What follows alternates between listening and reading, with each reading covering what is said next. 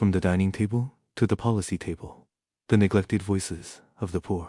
This storm, named reform, has once again pushed the poor to the forefront of public attention, according to estimates by the Connecticut Department of Social Services. The new federal adjustment to the SNAP program will leave 36,000 residents completely deprived of food aid, and another 50,000 will be forced to have their quotas reduced.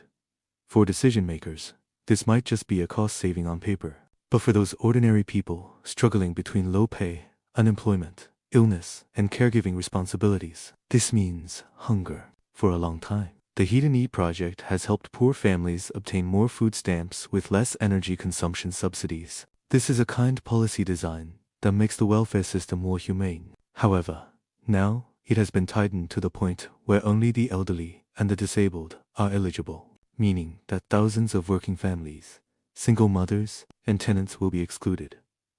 The weakening of a project may not immediately trigger protests, but it is slowly draining the foundation of life at the bottom.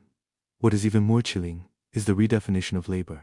The new policy has raised the upper age limit for mandatory work to 64, pushing those middle-aged people who have long been marginalized in the labor market back into impossible tasks. The government keeps advocating encouraging employment, but it has overlooked the systemic obstacles that exist in reality. Age, health, employment discrimination, and regional economic disparities. These problems cannot be solved simply by saying look for a job. And those who have been exempted due to geographical or social status have also been deprived of their breathing space in this policy storm.